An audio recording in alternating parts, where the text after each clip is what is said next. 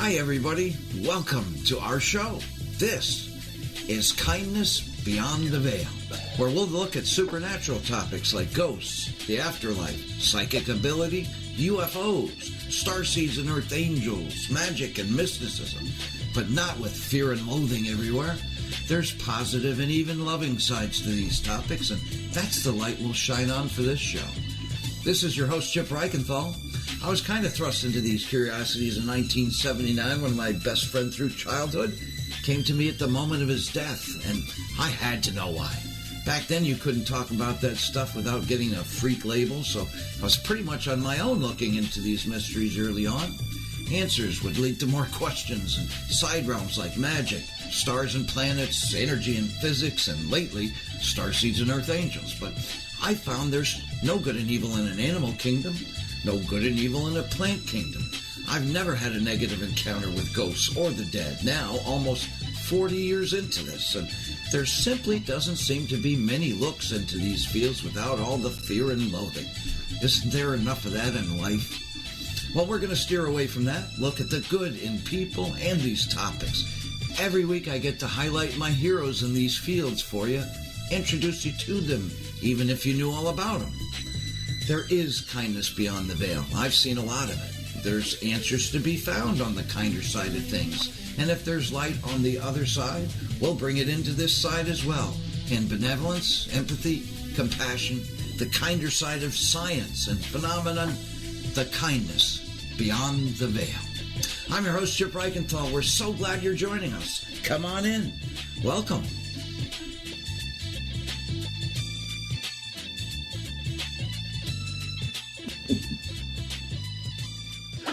We are grooving to the music today.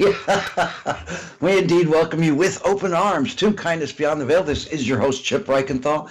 I'm especially excited for this week's show. I can only describe it as magical, really, because of the quality of our guest today. Today can be a soft place to land because we get to talk about ascension, finding or even redefining our paths forward to a higher state altogether, further from all the things that keep us in a place of fear or anxiety, with an eye toward a peaceful, graceful, more loving state. Because today, our guest is perfect for helping us get there. And we have today, as a guest, Danny Searle. And I love this man. And he hails from Queensland, Australia. Danny's been writing about Ascension before I even came to realize what it was. I mean, we're talking years before that. Danny has been ahead of the game the whole step of the way. Danny Searle is also the world's foremost expert on soul ages. And what does that mean exactly? Well, you've probably heard the term old soul. You know, might have used it to describe somebody, but there's young souls and baby souls, all different kinds of soul ages. And how would you know what soul age you are? We can find that out today. Perhaps you've been seeing those times on your digital clock when it's 11:11 or 3:33 or 12:12 and wonder if that's a thing. Spoiler alert, it's a thing. But Danny Searle can tell us about that better than anybody else and talk about our life's purpose or some life lessons and the different kinds of those, and how perhaps we can overcome them. Danny's just the person to have for those things and much more. And every week on this show, the opening theme mentions, you know, there's no good and evil in an animal kingdom, no good and evil in a plant kingdom, you know. I got to credit where credit is due. I first learned those things through Danny Searle. Danny Searle was the guy who really focused me toward love-based thinking and away from fear-based thinking. This is the guy, and we have him here today. In many ways, he's enhanced my life for the better, so it's a real thrill to honor his work and to reconnect with Danny. Danny Searle's latest book is called Ascension, a step-by-step guide, and in it, some of the most fascinating and detailed information that can really help anybody find enlightenment, reach a higher vibrational state of living, raise oneself to higher dimensions even, for what is even called the fifth dimensional living. And how would you know if you've and when you've reached the state of the fifth dimension? Well, these questions can be answered here today.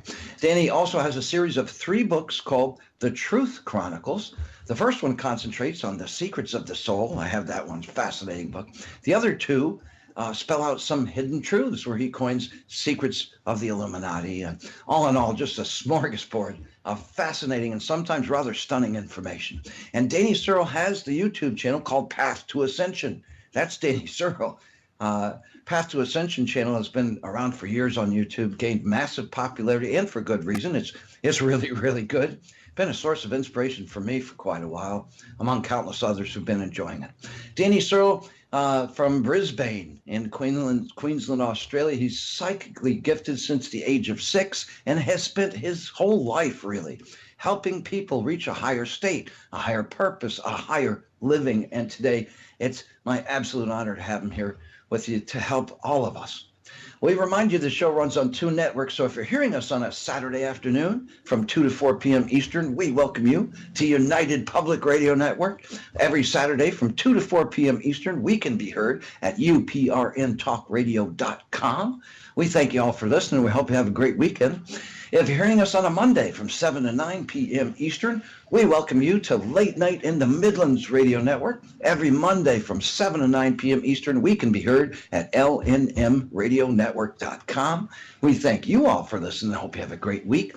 Both networks do have archives of previous shows and also have links to subscribe to these networks. It's a nice, big, bright yellow thing that you just click on and decide to help for the greater good. And to continue to bring great programming our way, including this show here. And we have a Facebook page. Kindness Beyond the Veil is on Facebook. Check that out for information of upcoming shows and archives of previous episodes. So check that out and like us there.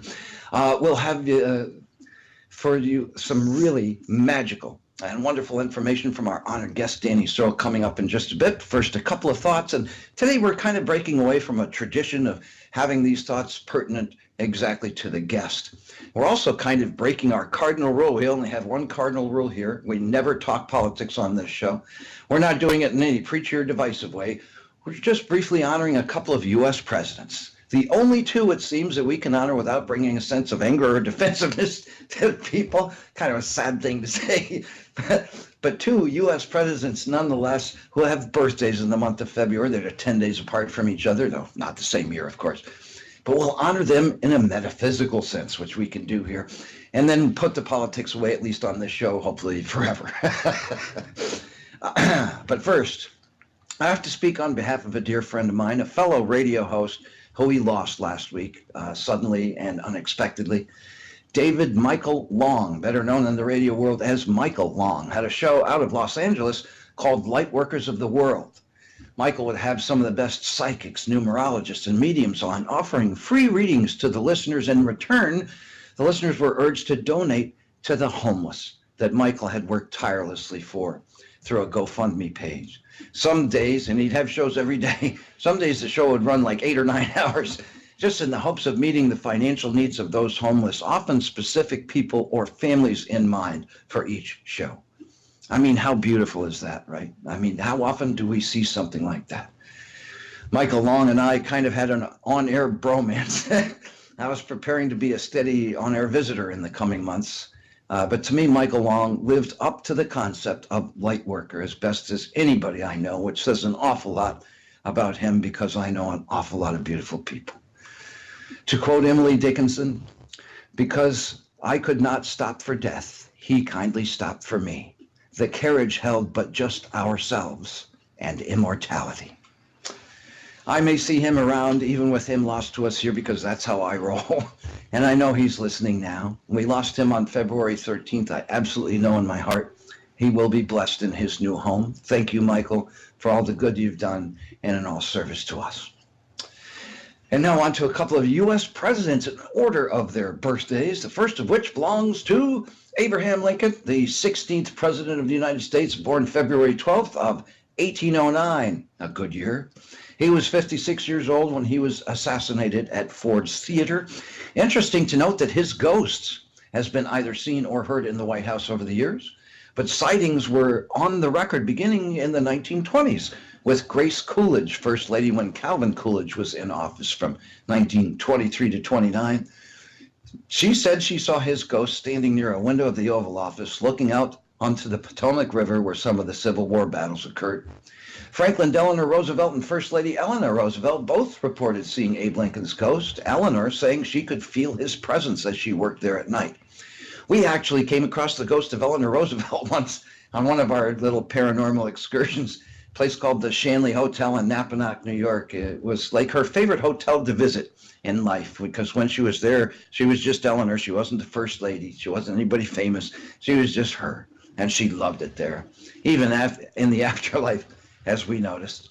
Speaking of visitors, some who visited the White House saw Abe Lincoln's ghost. Queen Wilhelmina of the Netherlands said she had heard a knock at her door in the room she was staying when visiting the White House. She said she answered the door and it was Abe Lincoln.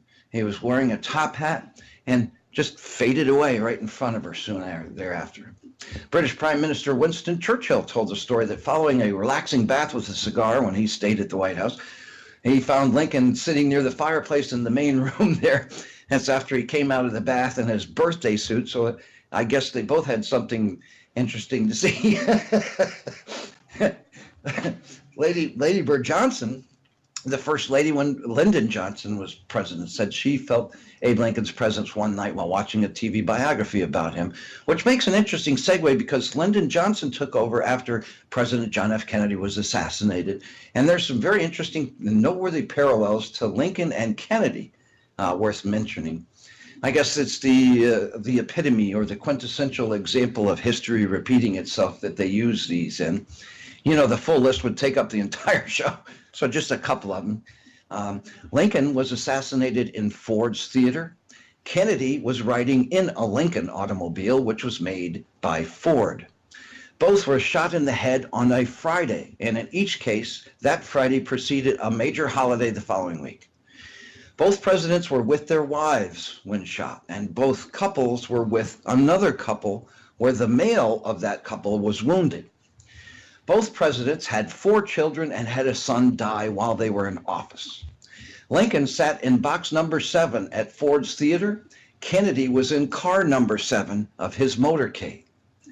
Lincoln was elected president in 1860. Kennedy was elected president in 1960. Both men were initially elected into the House of Representatives on their first run. Lincoln in 1846, Kennedy in 1946. After being shot, both of their successors were Southern Democrats named Johnson. Andrew Johnson succeeded Lincoln. Lyndon Johnson succeeded Kennedy. Both presidents were faced with pressing civil rights issues and spoke with the grandest leaders of those movements at that time. Lincoln spoke with Frederick Douglass. Kennedy with Martin Luther King Jr., both rather shortly before their assassinations. And both issues still in present day of 2018, it's not fully situated. Even though the proclamations for each came to fruition shortly after their deaths. Emancipation in 1863 for Lincoln, civil rights in 1963 for Kennedy. And again, here we are in 2018, right? There was an urban legend that Lincoln had a secretary named Kennedy and Kennedy had a secretary named Lincoln, but there's no valid record on Lincoln having that secretary named Kennedy. That was my favorite personal coincidence, the only one that doesn't jive, you know? So that's me for you. Anyway, so now we go back to 1732, where neither one had been alive. 1732, the year George Washington was born. On February 22nd of that year, he died at the age of 67 on December 14th of 1799. So he just missed the new century coming in. George Washington was said to have a prophetic vision, okay? George Washington had a prophetic vision, a vision of prophecy in 1777. George Washington, not clear if it was angelic or not, but it moved him enough where he actually used the advice in this prophetic vision that he had to add amendments to the Constitution and find ways that one branch of government could watch over the other, all from a prophetic vision in 1777. Speaking of visions, George Washington's ghost was seen by the Union officer Chamberlain during the Battle of Gettysburg and offered strategic advice and warned current General McClellan that if he didn't take action, he would be replaced. The general didn't take action and was replaced by Ulysses S. Grant, by then President Abe Lincoln. So the coincidences and parallels continue and offer thoughts about things that are seen or experienced on like an interdimensional plane. And today we've got somebody that can help us to a higher dimension, a higher plane altogether, help us to the greater good, to a sense of enlightenment. And it is my absolute delight to bring him on now. So, ladies and gentlemen, it is my great honor to welcome the wonderful Danny Searle to Kindness Beyond the Veil. Hello, Danny, my friend. Welcome to Kindness Beyond the Veil. How are you? Yes, hello, Chip, and it's great to be speaking with you again. I know. I have so missed you. Oh, this is really a blessing you have changed my life in a lot of ways, and I'm glad we have the opportunity to reconnect, especially for this show, because it really is the ideal show for it. And look, so many things to cover today. Thanks for offering this wonderful reunion. Look, I've read your latest book. I have a couple of your books, but the latest one, Ascension, a step-by-step manual, I absolutely love. And I want to focus a lot on there's a lot of riveting topics in there. But because you were the inspiration for some of the missive in my show theme, and I think I mentioned in the intro, where in the theme, the weekly theme, every time the show theme starts, I mentioned no good and evil in an animal kingdom, no good and evil in a plant kingdom. And first, I wanted to give you full credit on that, because that's where I learned that from you. But I suppose it sets a good place to start. And we've had some shaman here. We've had some light workers, some ascension teachers or masters. We've had paranormalists. We've had all sorts of folks. And it almost seems like the topic of good and evil is more maybe a vibration or a dimensional thing than maybe what we might have thought of it. So kind of almost a weird place to start, but I really wanted to give you credit for for that missive in the opener. How do you, and look, it's a wide open question, I know, but generally speaking, why is there good and evil in the human kingdom? Right, well, I actually like to quote William Shakespeare, who once famously said that there is no good or bad in the world, only humans' thought, thinking. I've just paraphrased that. Right. Yeah. So what there really is in the human realm, we are here specifically to experiment and to make choices. So it's all about choice. So when you come into this world, you're presented with choices. And what that choice is really has, sort of probably jumping the gun here a little bit, but, has to do with the soul age that you are. So, the less experienced souls will make choices. So think of it like a child. A child will, draw on use mum's lipstick to draw on the walls. But a teenager wouldn't do that, or an adult wouldn't do that. Right. Does that make the child that does that, does that make them bad? No. No, it's a learning experience. A child puts his hand on a hot oven plate or something, again, and he burns his hand or her hand. They learn from that experience. And so as they grow older, they stop putting their hand on the fire, So it's exactly the same. Whether people accept reincarnation or not, that's up to them. But, from my point of view, we do reincarnate, and we reincarnate specifically to learn those lessons. So we start off in life as a baby, and then we make our way up to adult level. And during that process, we're learning the difference between good and bad, if you want to call it that. And good and bad, that duality only exists on this planet. That's the only planet on the third dimension where good and bad exist. On all the other higher dimensions, there is no such thing as negative vibration. That's why we come to Earth. We come to Earth to experience negative vibration, because you can't experience it anywhere else. Anywhere else. And no, you don't. It's the Las Vegas of the universe. Exactly, it is. And it's a playground. You can look at it as a playground. Some people want to call it a prison. Some people call it a school. It's all of those things. It's what you make of it. If you come here and you think life is a burden, well, guess what? Life is going to be a burden. But if you think, I'm here to explore this realm, I'm going to try everything within reason and within balance. And if you can maintain balance and reason, really, you can do what you like. Within reason. But the older souls realise that, they're not going to go and just kill someone to steal their money. And so I guess I'm focusing more on the older souls when I'm saying that it's okay to experience different things and to try different things out, but do it within reason, do it within balance. Yeah. And that's how you live life. Restricting yourself by not doing this and not doing that, and I don't want to know about that, I don't want to know about that, or, you're sort of holding yourself back a little bit. I mean, it's not wrong to do that, but it just means you've got to keep coming back to eventually learn it, because trust me, part of the reincarnation process, you must learn every single aspect of life. Every aspect. So, I often say to people, if in this life, would you go out in the street and mug someone for their wallet or their purse? And they're horrified. They go, oh, my God, I wouldn't do that. And I say, exactly, because you've done it in a past life. Right? Yeah, right. Yeah, there's no need for that. You've learned that lesson. You've learned it, right? So you've moved past it and you've now realized. And see, ultimately, what I guess one of the deep lessons is that you go through life without impacting on people in a negative way, if that makes sense. Perfect sense to me. yeah. But it takes time to learn that. It takes time. And again, to take it back to a child, you might have a child that's absolutely outraged. Some kid come and snatched a toy out of their hand and absolutely outraged, and they think all these hateful thoughts and all this sort of stuff. But as they mature, as they get older, they can look back on that and laugh and think, oh, well, it wasn't that bad. It wasn't such a big deal after all. I was probably overreacting. We do that in our soul ages as well, through our reincarnations, where as we progress, we get wiser and we can look on situations differently.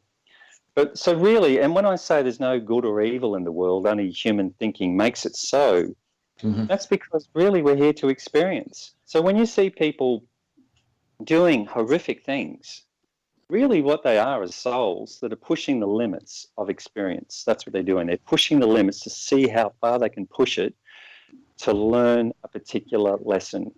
And if you're an older soul, you are horrified because you've been through that learning process. On both sides of it, the doer and the doee. Yeah. That's right. So rather than condemn people for doing horrific things, I'm not condoning it, by the way. I hate to see killing of any sort, to be honest, be it animals or humans or anything. Oh, me too. But we have to look at it from a point of compassion, where you don't have to condone it, but at the same time you have to understand that, well, look, they're learning. That's a young soul that are going through a learning process. I've been through that process, so I can't condemn them for doing that. Right. All I can do is send them love. Send them the love vibration. Open your heart chakra up, send them pink light, send them love, and hopefully, it might just get through to them. Yeah. Yeah, and ultimately it does help. Even in the horror films, which I don't even like to compare to anything that we talk about ever.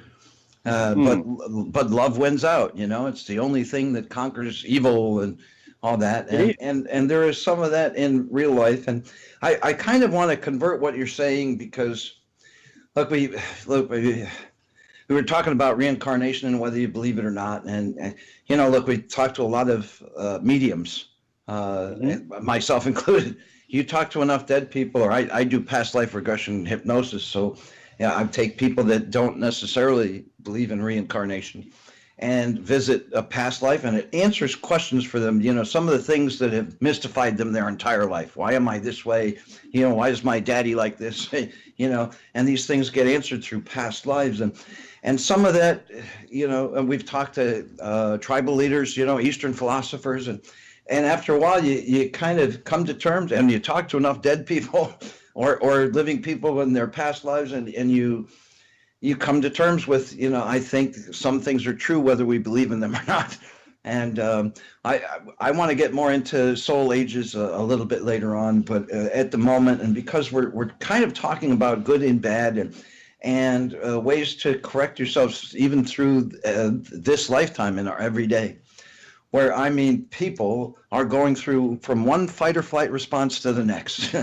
When they get up, do I have time to eat before work? What do I have to get my kids ready for school? Do we have enough money for lunch? Do we, this, and then traffic on the way to work, and then the jerk at the office, and, traffic on the way. Everything's just fight or flight response. And we've been trying to encourage people to, find some peace in their day, clear their minds. It's good for them. It's good for their health, because if they hold all this stress in, if they kind of compartmentalize and just keep it there, it stays in the body even on a cellular level and finds some of the weaker parts of the body to affect. And that's why we have a lot of chronic illnesses now that, science really has no answers for. But specifically about your book, Ascension, the step-by-step guide, which I love. It's on Amazon, by the way.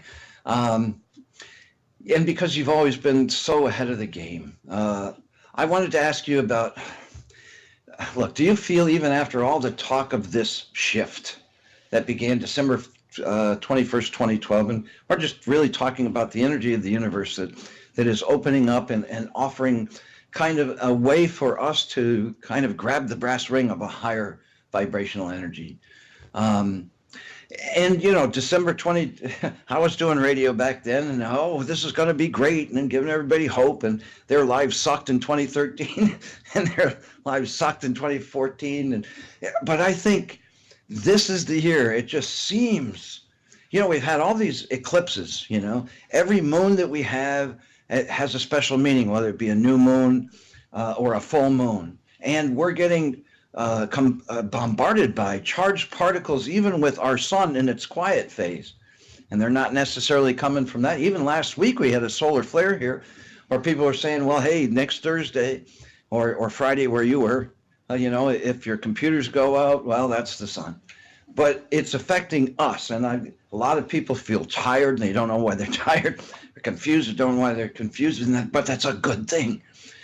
This is the year where it almost seems that things have gotten to the point where either you have two choices. You either settle for life in this everyday lower vibrational fear-based living, or you embrace these new and really potent energies from all these eclipses and solar flares, energy from the star Sirius or the grand central sun, which is in the center of the Milky Way galaxy. Energies coming to us now that haven't been here for thousands of years, and find a higher vibration of love-based living without ego, fear, or doubt, and ascend to bring about a general balance between these two seeming choices.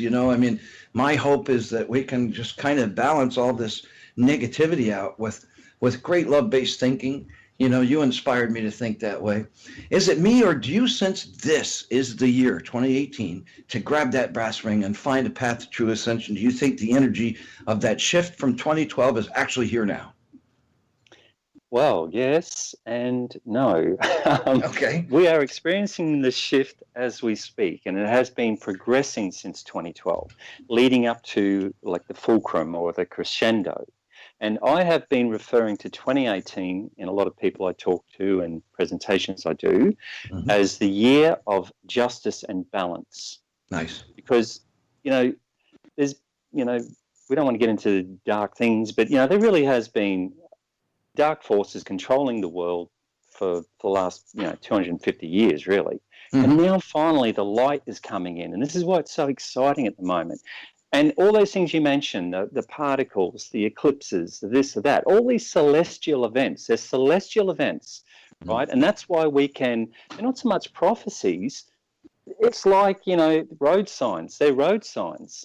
And so road signs are not really prophecies. We're saying, hey, when you see this eclipse or when you see that or this, that's the road sign. That's saying, hey, the time is here. It's time to get yourself right. It's time to get yourself into order. So the other thing that these energies that we're talking about do is they actually make it easier for people to raise their vibration, to start that ascension process. So when you say, is this the year? Well, for some people it is, absolutely. But I think for the majority of the world, it's a time of rebalancing, of the world coming back into balance. See, the universe is always trying to correct itself. Whenever it goes askew one way or the other, it always is trying to correct itself. And that's what we're experiencing right now. The Earth is trying to correct itself, or the universe is for that matter. So we're going to see times of upheaval, and we're also going to see times of just amazing, synchronicity or amazing acts of kindness and things like that. So we're seeing both sides of everything to the extreme at the moment.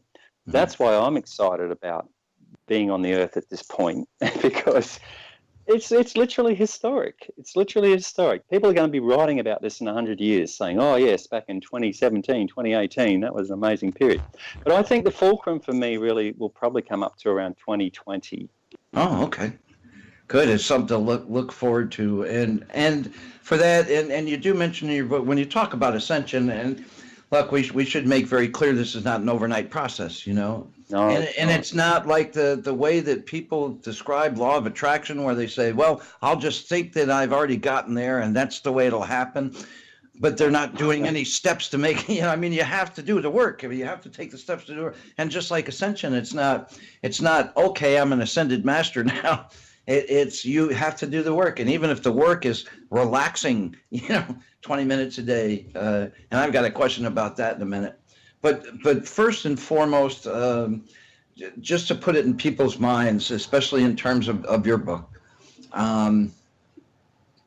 is there if for people that get actively involved in ascending themselves, bringing themselves to a higher vibration, a higher dimension, a higher energy, a more divine energy, and love-based thinking, is there a graduation for that? And is there a label for that? I mean, is Ascended Master the graduation? And is there like a set time for doing this, or is it different for everybody?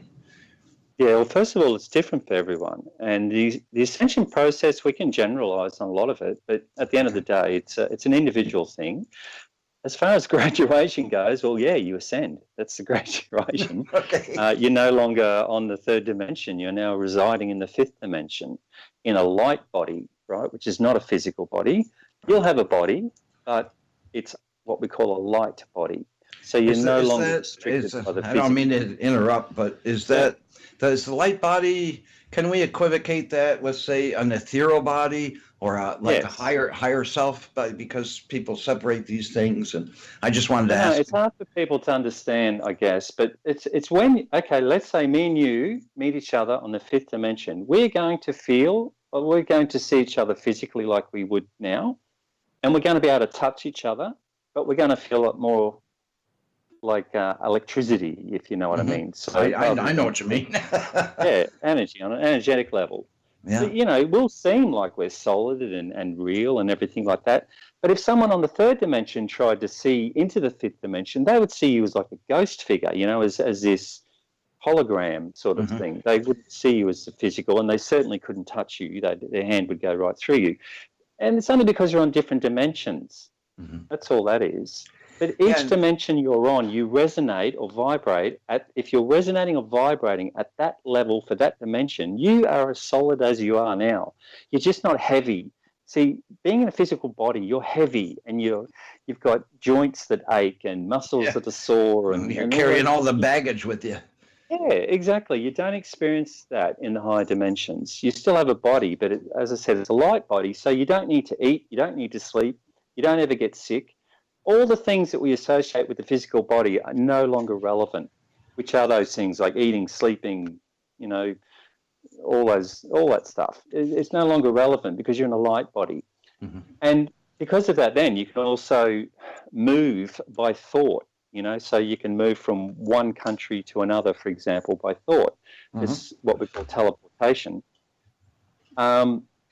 Are you an ascended master? I wouldn't call you an ascended master. I guess you are, but I would just call you an ascended being. You're just an ascended being. There's I think when you're in the light body, the labels no longer matter. Well, they don't. That's what I mean. Exactly. Yeah. You wouldn't see yourself beautiful?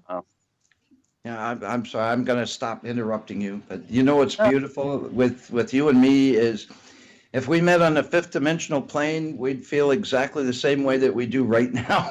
Yes, but more intensely. Yeah. No, that's true. That's true.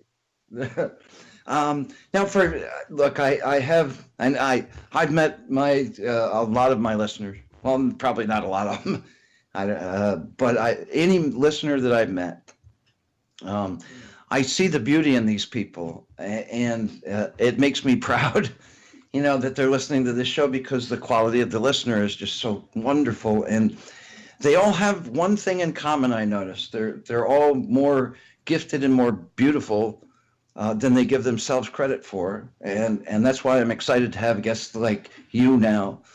But away from the graduation point and starting kind of like almost at a beginning point.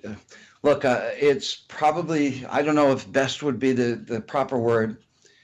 Some people meditate on their way there. I mean, that's what I did.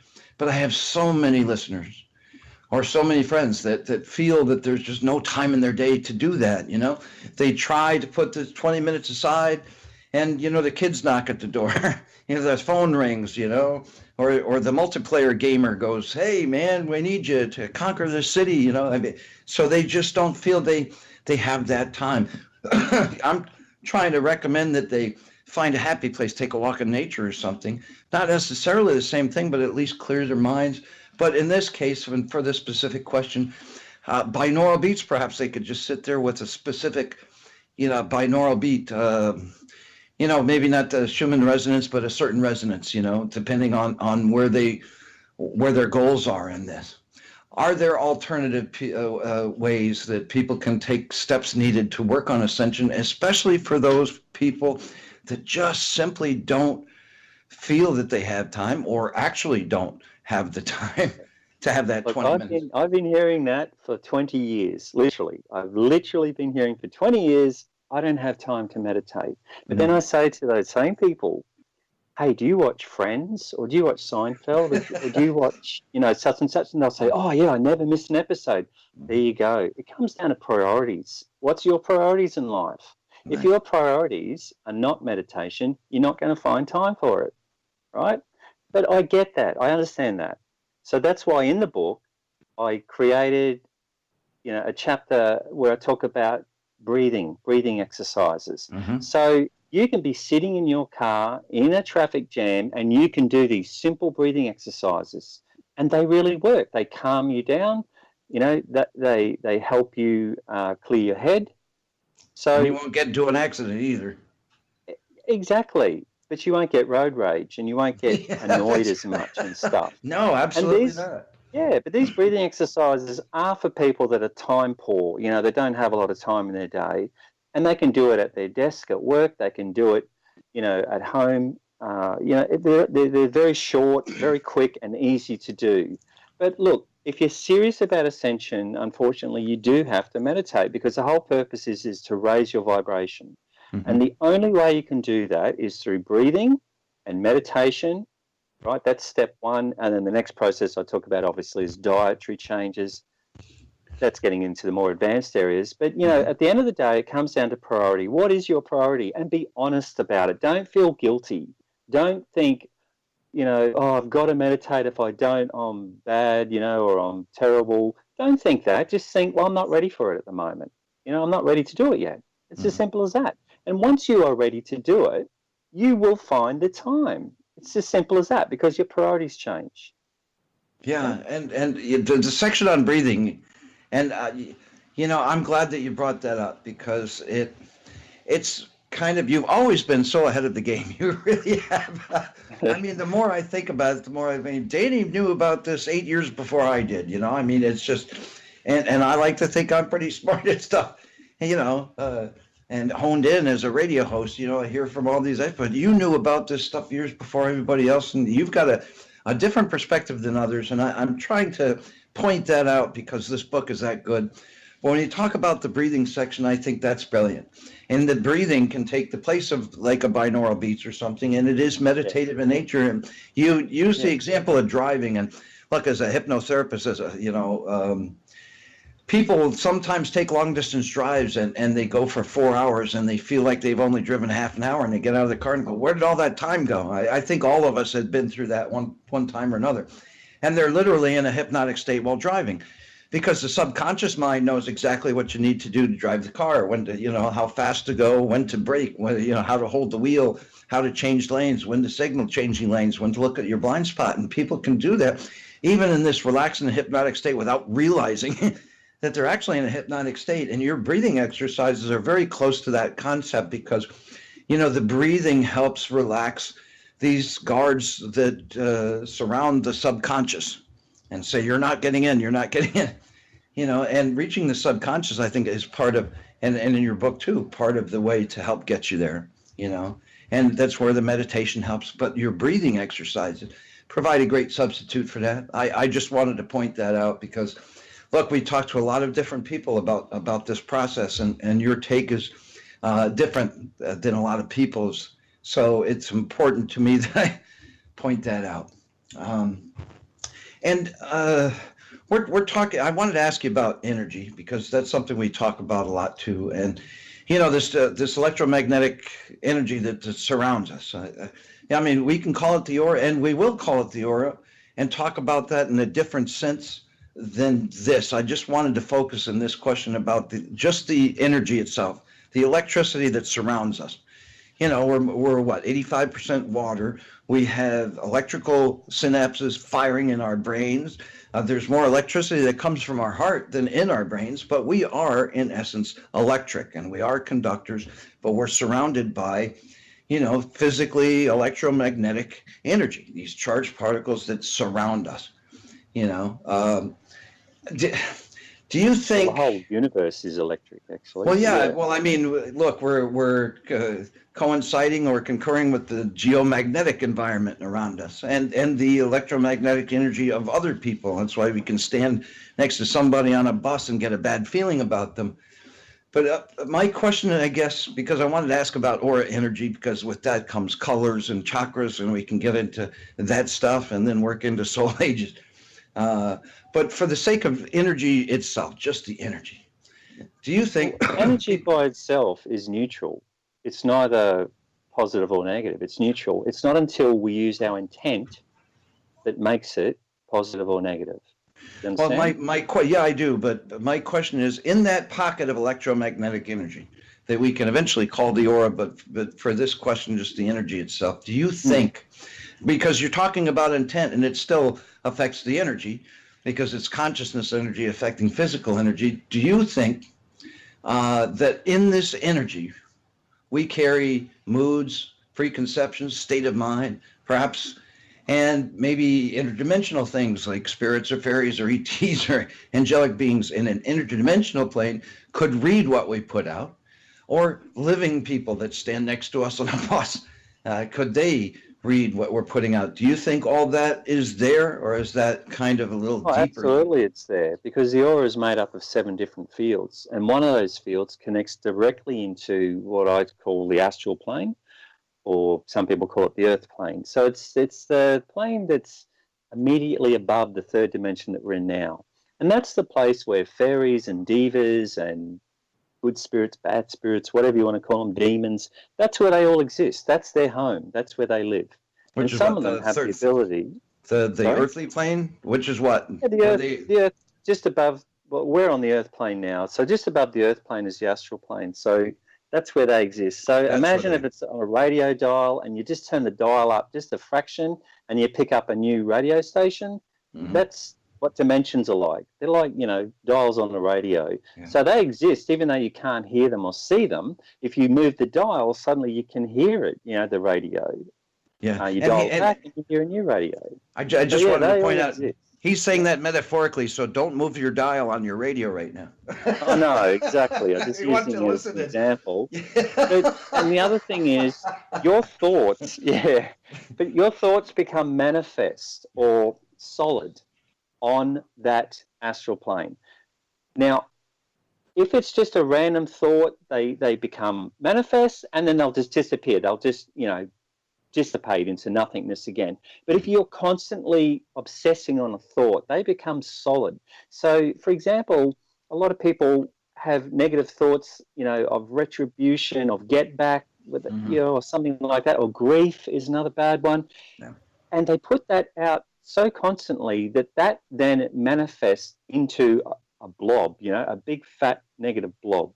Yeah, which attracts other big fat negative blobs. Exactly, because like attracts like attracts like. It's the law of the universe. Okay, and that's why I think, look, we have ghost hunters, and again, I'll shut up, I swear to God. But we have ghost hunters who, are just anticipating that they're going to run into something evil and demonic, and lo and behold, that's what happens. And, That's never happened to me, and I think that's part of the blob. No. And now I'll shut up. Oh, look, I'm not afraid of ghosts at all, Me neither. because I know love them, exactly actually. what they are. Some of my They're best just friends are ghosts. Yeah, but most of them are lost. They shouldn't be here, right, for a start, but often they get lost or confused. If anything, I feel sorry for them, and I try and send them into the light. That's what I try and do, but I certainly don't fear them. Me too, because they're not bad intended. Look, I mean, they're wallowing in their own stuff, and that's not personal to you. If you, look, we got a lot of paranormalists that take personally to, there's a bad feeling here. I got a bad feeling. Well, it's not your bad feeling; it's their bad feeling, and feel sorry for them. Be compassionate to them about it. Hey, is there anything I can do to help? Send them into the light, like Danny said. Yeah. Again, I'll shut up. Exactly. No, that's fine. But yeah, like I said, like attracts like, and if I sort of said it before, if you see life as a burden, life will be a burden. If you see life as positive and exciting, and each day is a new chance for a new experience, that's what it'll be. And so these ghost hunters, they go out because, if it bleeds, it leads, not a nice saying, but that's true. So they're not going to try and find happy ghosts, that smell nice and play music, because people aren't going to watch the show. So they have to find all these demonic entities. And yes, demonic entities exist. They do. Most of them draw their power from that negative thought forms I was talking about before. The blobs. And we are all connected. All of our, it was Jung that called it the id, the super consciousness. That's a real thing. Yeah, it's not, it's not really the ego. We always blame the ego, but it's actually the id that's to blame. The id is the thing that makes us feel a certain way about ourselves, where it's important that we preserve our reputations, and it's important that we get more and more of this and more of that. And we want what that guy has because that guy looks better than I do, and I want that. And that's the id. That's not the ego. The ego is the thing that says, maybe you shouldn't do that. Right? Sort of the other way around. The soul, what I term as the soul, and the ego are the two parts that make up every person. The ego is native to the human body, right? You're born with an ego. An ego is responsible for eat, sleep, procreate, fight, or flight, okay? Then the soul comes in, and getting back to these auras and chakras, so when the soul comes in, it has to integrate with the body. And so it has to, first of all, create anchor points, and the anchor points are the chakras. So it puts them in first, and think of them like power sockets in your wall that you plug your toaster into. That's what they're like. But instead of plugging the toaster in, they're plugging the aura in, which is then like a Wi-Fi to the universe, universal energies. That's what the soul's responsible for plugging in those. First of all, the power points, which is the chakras. Once it gets them spinning, it can then create the energy to create the aura. So every single person has this battle going on inside of them, whether they're aware of it or not, between the ego and the soul. The soul brings in things like art, culture, compassion, unconditional love, music, all those sort of things. Ego is responsible for, like I said before, for just living, are the things in living. It's the ego that is like a spoilt child that wants its way all the time. And the soul is like the adult trying to calm them down, right? Or change their attitude. And again, back to soul ages. Young souls are not very experienced at controlling the ego. Old souls are very experienced, so therefore they're very good at controlling the ego, right? And that's why ego is really, in younger souls at least, ego is the thing that leads people down the garden path, leads them into trouble because of fear. See, ego is very, very triggered by fear instincts, that fight or flight, right?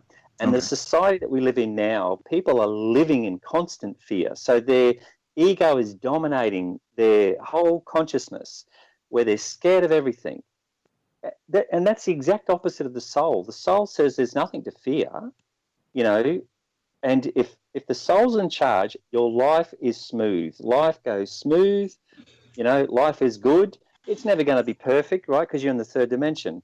It's never going to be perfect, but it's not going to be full of dramas and issues and problems and terrible things happening to you all the time. If your life is full of dramas and full of upsets and problems, that's generally because the ego, like the spoiled child, is saying, let me drive the car. I want to drive the car. I'm driving the car. Let me drive. You go in the back seat. And that's really what's going on. So you have to let the soul come forth. And the soul says, no, I'm going to take control of the wheel. I'm going to drive the car, because that's what your body is. Your body is just a vehicle to navigate this third dimension. That's all it is, right? So once you allow the soul to dominate the body, then life starts to go smoother for you. It really does, including your health. It really does. Yeah, your everyday life. And then people say to me, well, how do I get the soul to, take control? We get back to meditation. Meditation. Boy, that's such a simple way to put that. Nature. You can sit under a tree. That works as well. Yeah, so that's basically it. Yeah, and I wanted to ask, is there, if an old soul, look, I know I'm an old soul. I'm tired old soul. I want to go home. I do. I've got no problem with that. And I have this strange feeling that this is my final lifetime here. And I wanted to talk about what happens after that. The general concept is to be at one with the energy that is everything, or in essence, to be at one with God. But I hope to be like a spirit guide for somebody, after this, kind of to repay back from the wisdom that I've gained over the years. But I don't know if it's my last life, and it begs two questions: Can a younger soul have a final lifetime, or do they have to go up to the point of old soul? And is an old soul better than a young soul? No, an old soul is not better than a young soul. They're just different. And no, you must go through the whole soul age progression from infant right up to old soul. Now, typically, I'm just generalizing, but typically an old soul level 7, which is the last soul age ever, are usually vagabonds. They're usually homeless people, or they're not tied to material things, because the whole point of old souls is they're learning detachment. They're detaching from the earth now. Mm-hmm. See, in the young soul phase, it's all about acquiring as much, material wealth as you can. Yeah. And projecting power, and they do that through greed. That's what young souls do, right? That's what they do. That's what they're meant to do. But old souls are the exact opposite. They're now detaching from the material plane. So you tend to find them, they're not hung up on material possessions. They don't really care about that sort of thing. And so typically, because you start from level 1, you go right up through to level 7. And you slowly make this progression up through that, over, average 25 lives, depending on which level you're at, to progress just one level. And so typically old souls in their last life are, vagabonds, homeless people. And so not every homeless person you see is some nutcase or some loser. No, rarely are they actually. That's right. Most of them, I've seen, videos on YouTube where I'm amazed by some of these homeless people. Right. The wisdom that comes out of their mouth, and I'm like, there's someone in their last life. Right. That's someone. And the beauty in them. Yeah, exactly, the beauty in them. And that's what I'm saying. So the old soul, it's all about detachment, detaching from the earth. And see, one of the problems that old souls have is that they love their family. They really, really deeply love their family, but they don't feel like they have to be around them all the time. They don't feel that connection. They don't get homesick. They don't get, missing people.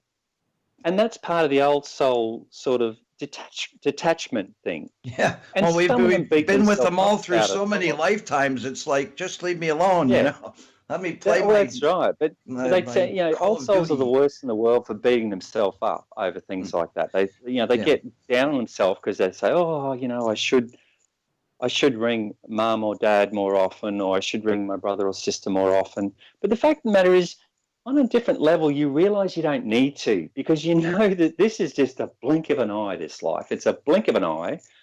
when we die, that's when we go home. That's where home is. Yeah, right? it is. This is just a stopover. It is. And home is a beautiful place. Oh, it is. It's a gorgeous place. Absolutely. The Earth is just magnificent. It really is. But I can tell you now, back in spirit, you got no idea.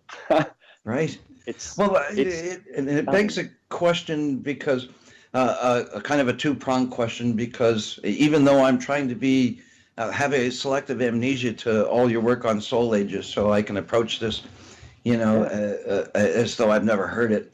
I know that you had some specifics on people that are rigidly faithful, and not necessarily old souls would do that. And my second question is, can a young soul, for example, work on Ascension and find the same kind of peace in an ascended place, away from ego, fear, and doubt, that an old soul could, by trying this Ascension method, or do you think they have a tougher time? So a two-pronged question. Yeah, okay, I'll cover that one first. First of all, young souls, it's pretty doubtful. Look, they might earnestly try to do the Ascension process, but they're just not wired for it. They're just not. And they probably wouldn't want to anyway, right? Well, they wouldn't. They really wouldn't. If they did it, they would be doing it for some sort of alternative reason. Right, to impress a girl or something. Yeah, right. Well, if I can do this, I might be able to sell it to someone. Okay, gotcha. Yeah, I know some people like that. Yeah. But I'll just quickly go through. This might help you understand. So we start off with infant souls. Their primary lesson is learning about survival. So they technically, tend to be in those third world countries that have a lot of, volcanoes, earthquakes, plagues and all that sort of stuff, because they're learning about survival. So they have very short lives, a lot of lives, very, one after the other. So they quickly progress through the infant soul level up to the child or baby soul level.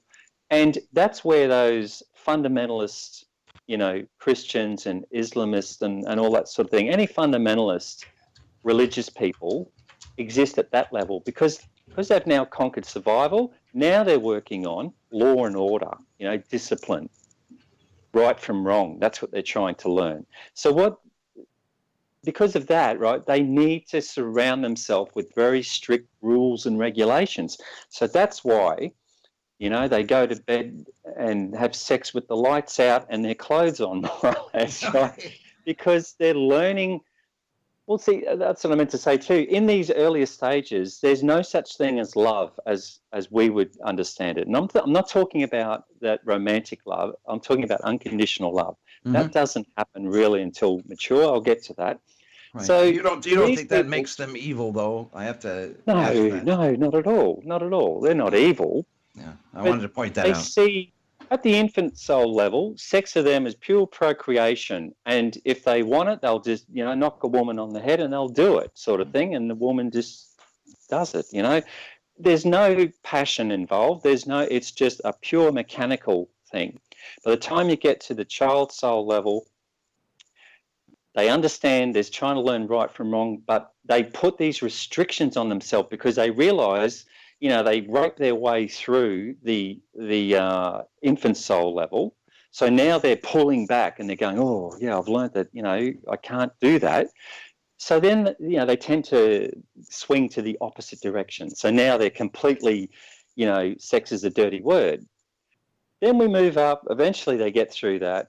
And then we move up into the young soul. So young soul level accounts for nearly 50% of the world population, okay? Yeah, every city and first world country we have in the world is a direct result of young soul influence. That's what young souls do. They build cities. They create money. They, build wealth. They make wars. They do all those things. So we do, owe young souls gratitude in that they built our cities. They built our technology, all the things that make our life a little bit easier, because let's face it, we don't really want to live in the dark ages. Right. And you can thank the young souls for that. They're the ones that progressed us technologically, but they're not very good at spiritual stuff, right? So again, that's why with young souls, it's all about a bumper crop. They don't care that they're devastating the environment. And this is then when they get out of that phase, or just quickly, we talk about the Illuminati and these New Age gurus, like, I shouldn't probably name people, so I won't, but you know who they are.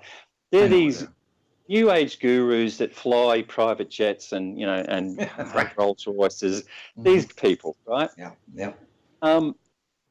Both of those, the Illuminati and the gurus, the New Age gurus, are both at the 7th level young soul. So they're in their last lives in the young soul phase. So what they're doing there is they realize that all this money and power really hasn't satisfied them. It hasn't brought them what they thought it would bring. And so they start to explore. They start to look at bigger universal questions, but they don't master them at that level. That happens in the mature soul age.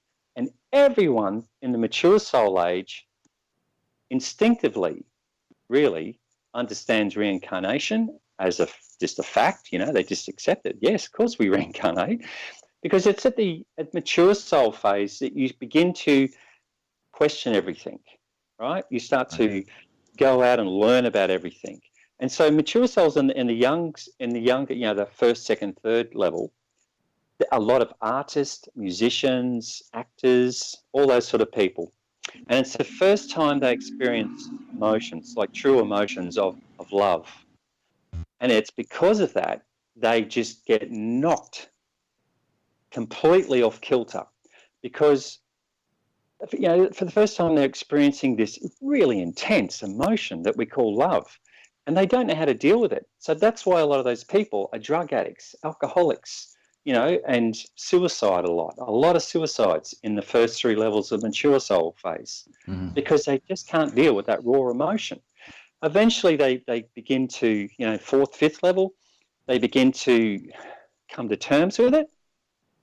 So now they're learning. So typical, mid-level matures, they're the ones that go off and do night school just because, not because they're trying to get awards or qualifications. They just do it because they love learning. They're the ones that sit on the internet all night, trawling through websites or watching videos or reading books, and they just love to learn and explore.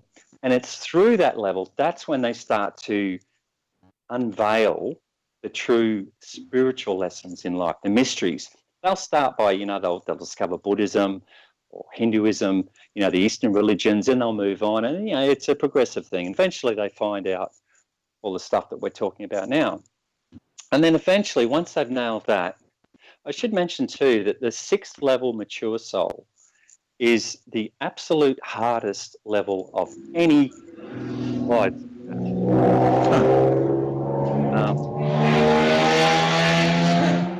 Somebody outside of me.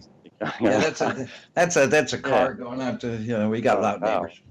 Yeah, but so the hardest one to get through is the 6th level mature soul. It can take up to 100 lives to get through it, compared to 20 or 30, for the other ones. That's how difficult. Why is so difficult specifically?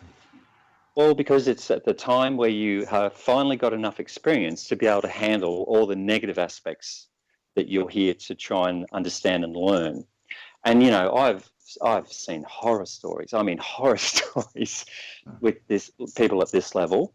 But they're the people that just take it in their stride. They just soldier through. I think we all know one. This is the people that, had the alcoholic father and the drug addict mother, and, their sister got pregnant at 13, their brother's in jail at 15, and, they themselves got some horrendous disease or problem. It's just one hurdle after the other in their life. But for those specific people, are they the ones that still do everything for everybody else? Yes. Putting themselves that's exactly what I was about to say. Going on. Okay. They're the ones that will give you the shirt off their back. They're the ones always, with a smile on their face. They're always the one that asks you first, how are you going? How are you feeling today? Right? That's your classic 6th level. But then I think it's a reward, even though my guides would say, we don't reward, but it's funny because the last level of the mature soul level is 7th level. That is the best life that you'll ever have, right? It is absolutely, that dream life where you marry your childhood sweetheart and you're both in the same profession and you travel the world and life is easy and you have wonderful children and 27 grandchildren and you live to be 90 years old and life is just beautiful. That's typical of the seventh level mature. But, these are very grounded, down-to-earth people. They're not greedy. They're not, materialistic. Right. It's just and kind then of... you start... And enjoying for all the trials that they had to put up with in the sixth level. That's exactly right. Exactly. And so finally then you get into the old souls. And as I said, old souls are all about detachment. Yeah. And teaching. A lot of old souls are in the teaching role. They teach, they write books. But typically they're not famous because they're not looking for fame. Like you were saying to me, I'm ahead of the game. I can tell you, 20 years ago when I was doing this, it was very lonely, Right. And all of a sudden there's like everybody. People. Yeah. But suddenly now, because of what we're going through, the shift and everything, suddenly people are now interested in these topics, But to me, it's nothing new. This has been coming. Well, you're like, to me, the world's foremost expert on this stuff. I wanted to ask you briefly, not to detach too much from what you're saying specifically, but to add to it, because I'm thinking of some of the things that the young souls are going through, and the mature souls and the old souls, and in this Ascension step by step, your book, there is a mention. Look, and you're saying that mature souls are getting to the point where they automatically. Nothing shocks them about reincarnation and things like that. But I'm part of the ascension process and raising to a fifth dimension. And with all the soul knowledge in perspective. Well, for me personally, and for a lot of other people that have been doing this, there is something about all the lifetimes that we had previous that kind of bleed in. So we kind of get an overall perspective of our entire soul life. And can that happen with young souls? Can that happen with middle souls? Is it a common thing to go through in the ascension process, to go through all that? It's been kind of the thing that I have to work on now, is to kind of compartmentalize, which is from a former life. I've had lifetimes where I've been burned as a witch. I've had lifetimes where I've been hung as a heretic. A lot of times where, like you, I was kind of ahead of the game, but punished for it. I mean, really, really punished for it. And a lot of these things, it's like, and I'm starting to have memories of past lives from a long time ago, and past lives from the very, very beginning, which I think, without sounding weird, predate Earth. Coming from other places altogether as regal and divine, and a long time ago, and it's like from beginning to end. We started at one great point and end at one great point, and put all the middle points together. And with the perspective of souls and lifetimes, and people that work on their ascension and reach a fifth dimensional plane, if they're mature souls or old souls, or is there kind of a difference of what they might go through experiencing like a fifth dimensional plane, or dealing with past lives in order to enrich their soul, which is the whole point of the ascension process, is all about this? Well, no. I mean, typically the ones that are going to achieve, if they follow my book, the step-by-step guide, typically I would imagine it would be mature 4s up to old 7, right? In that area. They're the ones that are going to do it. Others might attempt it, but they're not ready for it yet. Okay. So it's not for everyone. But it certainly wouldn't hurt you if you practice doing it, As far as having, flashes of past lives and things like that, that's usually because you haven't reconciled, something that happened in that life. And what you mentioned then is you got memories of several lives where you have been persecuted for your beliefs. Mm-hmm. And hey, guess what? You're still doing it, aren't you? Yeah, you're just doing it in a different media. More refined manner. Exactly, but you're still doing it, right? Which means that you still are working on that lesson, because we repeat lessons. When we don't learn them, they get repeated. They can happen in one life where you can be presented with the same lesson time after time after time. And a good example of that is women that are attracted to abusive men. Oh, the bad boys. I've dealt with those women. I do counseling, And I've dealt with a lot of women like that they can't help it. They're attracted to abusive men that beat them up, and then they feel bad about themselves. And I have to explain to them, no, it's a lesson. You are trying to learn self-empowerment, right? So you ask these souls to come into your life to allow you to learn that lesson. How else are you going to learn it unless they agree to do it, right? And that's why they do it. So you're allowing that to happen. So once you understand that you're allowing that to happen, you can deal with it then. And it's about self-empowerment. It's about you saying no. It's about you not being afraid to live on your own. You're worrying about your finances or your security. That's why they stay in those relationships. It's time to say no, stand in your own power. You don't need these men to live a good, balanced life. You can do it without them. And then, as I always say, like attracts like. Once you get confident and strong in your own right, you will attract a strong and confident man that will treat you in balance, right? That's how it works. And it's vice versa as well. Yeah, and that's the answer to the one thing I always hated to hear back before I met my wonderful wife. We're almost 30 years together now. My twin flame, so to speak, is you'll find love as soon as you're not looking for it. And it's like, what? That's the dumbest thing I've ever heard. I'm always looking. I'm looking for it in my sleep. I could be dead. I'd be looking for it. What are you talking about? And then you find a place in your life where you just focus on yourself and nobody else. Yes. And you become stronger because you don't need other people. Because, that's right. That's you become kind of your own person, and all of a sudden everybody wants you. That's exactly right. You suddenly you spoil for choice then, exactly. Because you think if you are desperately looking for love, what are you going to attract?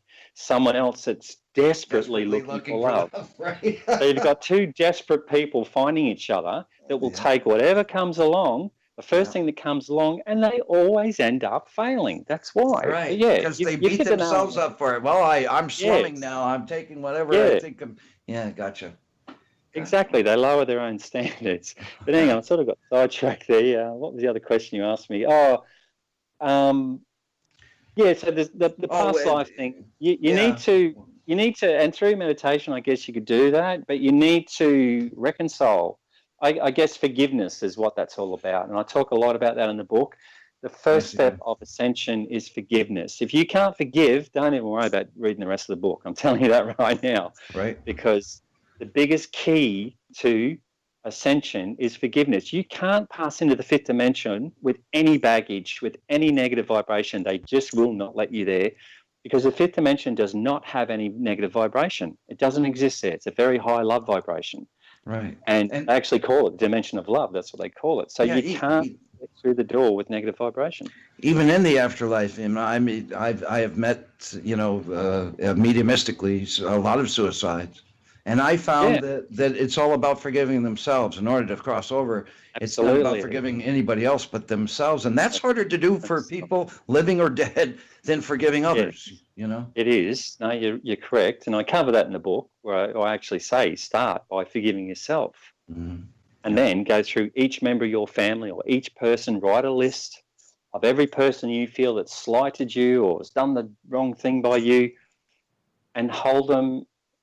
Close your eyes, hold that person visualize them in front of you and project pink light directly out from your heart chakra. And you might have to do that once, or you might have to do it 1,000 times. But the thing is, as soon as you can do that without feeling any pang of hurt or, bad feeling, that's when you know that the forgiveness is now final. And that karmic relationship that you had with that person is now ended, because that's what it is. You ask people before you incarnate, you do contracts with other souls and you say, hey, I need someone to teach me tolerance. Can you come down and annoy the what out of me? I'm serious. That's what you do. True. You do that. Yeah. And so, but once you recognize that person's only here to test me, as soon as you can, accept and allow that situation and embrace them in unconditional love, they suddenly go away. They just stop annoying you. And this is the year of balance and judgment, like you said. And astrologers will say it's the year of karma because Aquarius is in Capricorn or something like that for the whole year. And it's a year of karma, which is not a bad thing. It's just No, it's it's not. a balance. But a lot of people that I know are out, going through process of out with the old one with the new. A couple of years ago in major ways, like total uplifting way, not uplifting, but unlifting, I mean, completely destroying, where they lived or who they loved or, something completely. But now they're minor ones, Oh, well, I've got this friend on Facebook or Twitter that all of a sudden doesn't like me anymore. And it's like, well, then leave them behind. Look, because this is out with the old, with the new right now. So something like what you're saying is especially prevalent for this year, right? Yeah, and it's justice is what I was saying. Justice and balance is what I term this year as being all about. Right. And look, we're at a period in history now where the earth is literally divided right down the center. And what it is people that have embraced the light, even if they're not aware of it, right? And they're living in the new truth because we're actually shifting into the fourth dimension. We're in and out of it, but we're becoming more and more into it. And those souls that weren't ready for that move, they've chosen to live in ignorance of it. So what you have now is a population that are diametrically opposed to everything else the other side and vice versa, if you know what I mean. Okay. And that's because we're living in two different versions of reality now, and it's becoming more and more and more ingrained, where eventually those that are on the path or are attuned to the light, they will merge slowly into the fourth dimension. And those people will just stay continuing on the third dimension like they have for the last 2,000 years or whatever. You know what I mean? Yeah. How would they know what the fourth dimension's like? Well, you'll know because it's a lot different to the third dimension. Well, I mean, colors are a little brighter. I mean, but colors are a lot brighter and different. You'll see animal species there that don't exist on the third dimension. You'll even see extinct animals there that went extinct on the Earth, but they're still living on the fourth dimension. Things like telepathy, psychic ability will just be second nature. They'll just be part of the course. And animals might come up to you, seeing no threat in you whatsoever. That's a fourth dimension thing. If you're vibrating in that, love, love energy. Vibration. Yeah, okay. Exactly. I have to ask because, look, you just said, and so I have to ask because I think one of my main missions here and this thing that I haven't gotten over yet through all my lifetime is... I think that there are a lot of people that may be starseeds, indigo children, light workers, earth angels, but don't know it. And I think a lot of people listening fall into that category. And that's why I talk about things like Ascension and light work and indigo children. I just wanted to cover them for a moment. So maybe somebody that's listening, maybe the light bulb will go off over their head and say, oh my God, that's me. You know what I mean? Sure. Well, exactly. And some people don't know what starseeds or indigo children are. So if you could cover those two and in that vein. Yeah. Okay. Well, I'm a starseed. Yeah, I think I am too. Yeah. Well, originally there was 144,000, and that's where that magical number comes that the Christians have borrowed, and the Jehovah's Witnesses talk about that. But there was 144,000 starseeds, and these are souls that don't come from the earth pool, right? Which I call Ptah. Ptah is all the souls on earth come from that tribe, if you want to call it that, called Ptah. But that's Egyptian, by the way, affiliated with Ra. Well, yeah, I won't get into it, but I could write a whole book about that. Yeah, I know. I'm sorry. I got excited there. But Yeah. Anyway, but other souls from other planets, think of it like that, or dimensions, can incarnate into human bodies, and they do. And a lot of your spiritual masters over the years, your Jesus, your Buddhas, these sort of people, were starseeds or, not indigos, but, they were ascended masters, essentially, that came into human form to guide humanity. So starseeds specifically come from different planets. They're not human. Right? But in a former life, there were some of their oldest reincarnations or incarnations. Oh yeah, look, not from here. They can have 1,000 lives on Earth, but they're technically not from here. But then they'll have another 1,000 lives on their planet, sort of thing. You know what I mean? They're older souls. They're more experienced.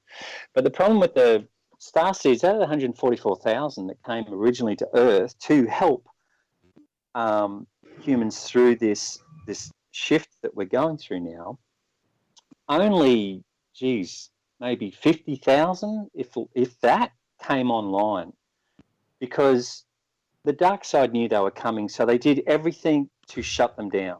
And when I say they do everything to shut them down, what they'll do is they'll attack the weak link, and that is typically partners, children. You know, that's the weak Achilles heel of a starseed, is their family ties and love interest and things like that. So anyway, you've also got light workers. Light workers are from the human pool, from Ptah. They're really the pioneers.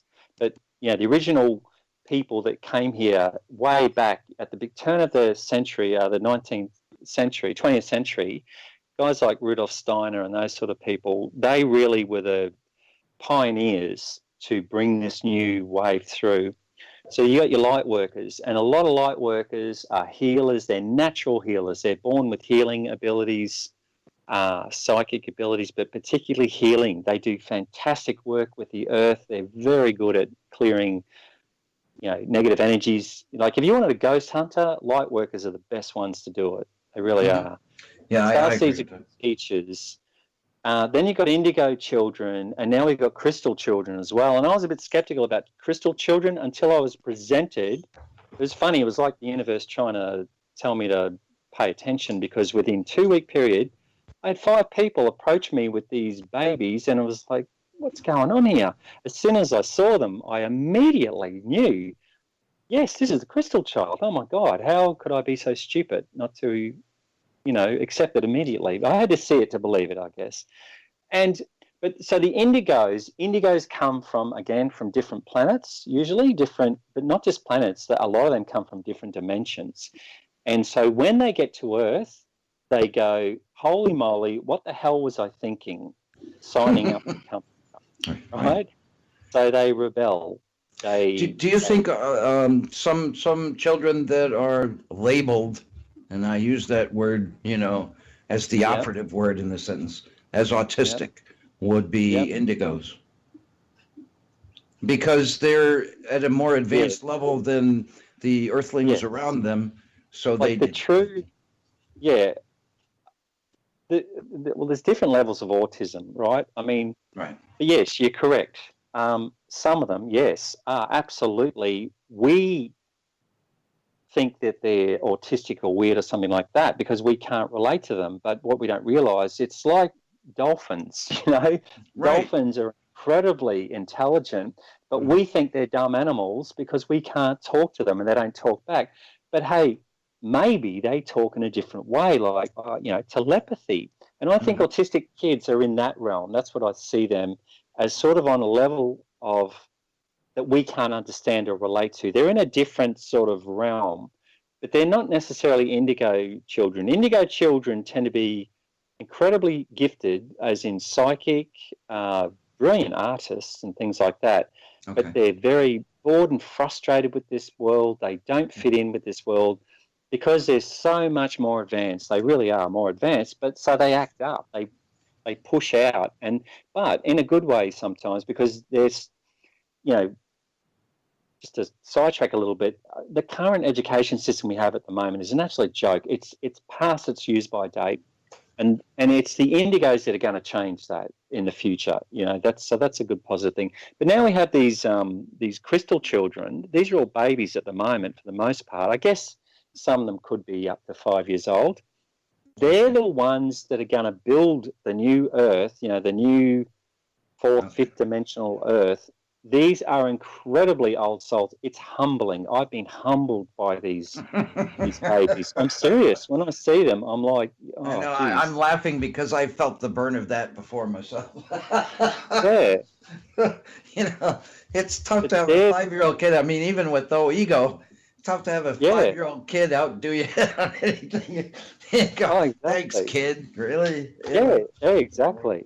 But they're, once they're adults, they're the new leaders of the new world. They're the ones that are going to lead because, we are destined for 1,000 years of peace and prosperity. They're the golden age, as they call it. That's what Aquarius is all about, which, won't come into full effect until about another 100 years or so, but, by the time we're in the middle of it. So you still think that we're that far away from the Aquarian age? Or do you think? Oh, we are, but we're on the cusp. Well, we're past the cusp now. That's what the shift is all about. We're moving into Aquarius, but think of it like a bell curve, right? So you gradually go up, up, up, up, up, and when you get to the top, that's what I'm saying. At the very top is the full blown Aquarius age, and that's about 100 to 120 years off. But it's at that point where we have 1,000 years of absolute nothing but peace, prosperity. It is literally a golden age. And do you think, and I guess it's a kind of a faith-based question, but it's still something that you might at least have an idea of what the answer might be. Because look, according to history, translations of Bibles, they lose in the translation a few things. And one of the things that I read was Jesus said he will be with us until the end of the eon, not until the end of days, which means that it's the transition from the age of Pisces into the age of Aquarius, not a complete destruction of the world and start over and rebuild. And each major religion seems to be the only one standing at the end of their end of days, and that's not good for new civilizations either. So my question, I guess, is, at least in your sense, or if you don't know the answer, you don't know the answer. Do you think that there will have to be an end of days in order to make that happen, or it will just be a gradual transition because of these crystal children? I can tell you, it's humanity's choice. Like I was saying right at the beginning of the program, everything is about choice. If humans choose the love vibration, it'll be a very gradual, gentle shift. Okay. If they choose fear, it'll be a violent, terrible, earth changes, wars, you name it, shift. It's going to shift regardless, but it comes down to the intent of the humans. And I'm talking, the general mass of humans that will dominate the consciousness. So that's why I'm encouraging people all the time to get into meditation circles, form groups, make it go viral, because the more people, we only need roughly around a quarter of the world population to resonate in the love vibration. We would jump to the fourth dimension in a heartbeat if we could achieve that, literally overnight.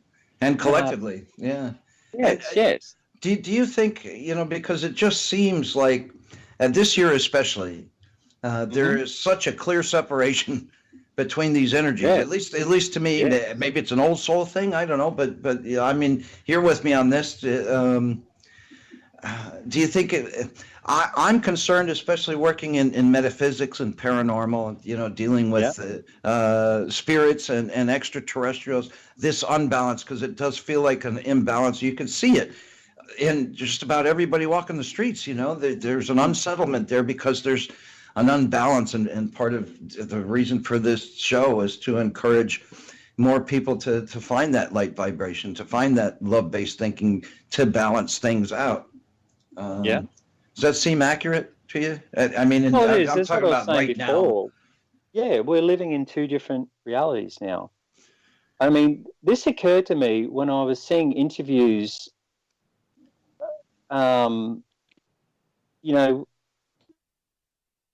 Well, I know we're not supposed to get into politics, so I won't go right into it. But I'd see the two different sides version of what they witnessed at an event, and I was shocked. I was absolutely shocked because it's scary. It scares me, and that's partly why I don't talk about it. Because if you have an opinion one way or the other, you automatically alienate half of your audience. But I was just shocked because I watched the event myself, and I'm watching from, so there was something going on in America. I'm from Australia. I don't have a dog in the fight, to be honest, right? So I just watch it from that point of view. I've got no real bias, but then I would watch the different news channels discuss this event, and I was horrified And I was thinking, did they watch the same thing I watched? Right, because they're two completely different realities, and each reality has believers. There more people attuned to one or the other of these stations than there are going to church now, and it's become more of a belief than anything, and that's why I don't touch it. Religion. That's when I realized we're living in two different realities. And it's all fear-based. They're praying to the fear. Yes, Each side is praying to the fears and angers of the public. Yeah, and it's scary. That's exactly right. Oh, look, I always say, if you want to solve humanity's problems, throw every TV set out the bloody window, you know. Wouldn't that be something? Don't watch the news. Don't watch the news, because it's only going to upset you. And that's what I think it was designed for, really, is to keep people in perpetual fear.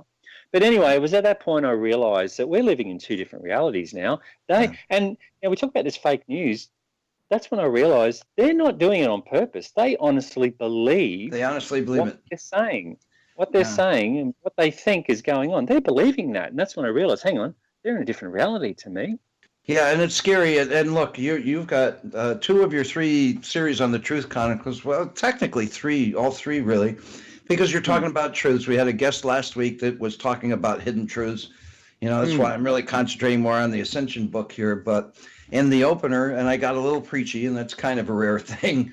But I'm concerned about truth. I was raised to believe that honesty is the best policy, you know. Look, I mean, you don't say, yes, you do look fat in that dress, because that's not necessarily good for anybody. But, you know, I mean, but still, the integrity of being genuine. Yes, integrity. Yeah. Being true with your feelings to others, not putting yourself out on some avatar, you know, and acting out the things that are disingenuous to you. You know, it's about genuine, and people starting to confuse us, saying there's no facts anymore. They're alternative facts. They're measured to, you know, there's a conspiracy behind them, or somebody's trying to tell. And last week I covered the George Washington cutting down the cherry tree, because when I was in school here, you know, as a young American boy, I mean, all the kids in school learned that as the ultimate lesson of, you know, honesty being good. You know, it's paying off, because his father said, look, you know, I'd lose 1,000 trees, you know, to have that honesty, and I love you. And that's a beautiful story.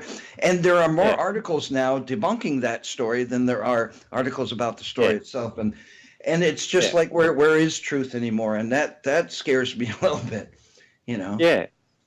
No, you're absolutely correct. And they're trying to rewrite history. I mean, which is sad, but again, it's part of the shift. These people are running to fear, and they do all those things out of fear. And it's up to us to living in the truth, living in the now, you know, mindful now. We need to protect those things. Yeah. And I think this is part of your lesson that we were talking about before, where you've spoken out in the past, but I always think you feared the consequences of that. Now you're being asked to speak out again in truth, just to protect truth. Yeah. But do it without fear. Don't care what people do. I'm proud of it, you know. And it's not. It's not about if they know who I am or if they're listening to me. Yeah. It's the people that I bring on and the people that listen. That's what it's right. That's so I think you finally got it now, man. You finally got it. Right? Yeah, exactly. Yeah. So you won't have to go through this again. Boy, I hope not. You know, but it's such a great place to be. And I do have periods, you know, and it's something that you talked about in your book, you know, Ascension, a step-by-step guide, which is available on Amazon as we speak. You know, Danny Searle, you know, Danny is D-A-N-N-Y, of course. Searle is S-E-A-R-L-E. You know, look it up on Amazon. You could get a Kindle version. You could get the paperback, you know. I mean, but it's worth it. And it's just, there are times where, I don't need food, really. It doesn't.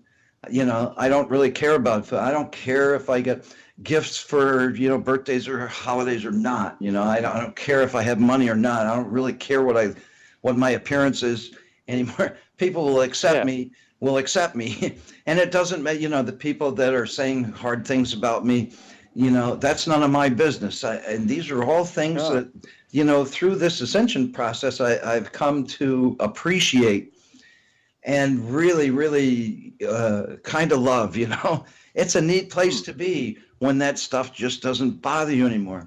And there are periods of where time kind of goes in weird places. I never know what day of the week it is sometimes. Wednesdays feel like Fridays for some reason, or it seems like a week went by without even noticing. Has it really been a whole week already? And time shifts and things of that nature. And it's a beautiful place to be. It really is. My only thing is my guides, when we talk about it's part of the fifth dimension, you mentioned some of the astral things. And I think we have to rise above the astral in order to get there. Yes. But my guides have strongly insisted that I don't try to astral project, purposefully, or lucid dreaming or any of that stuff. And I don't really understand why they advise again. I think I do, because I could open myself up to things that might take advantage of me in an atmosphere that I might not recognize. And I think maybe it's because we also kind of go above that and see things from like this universal, interdimensional. Well, the universal implies one universe, and I don't think there's one universe.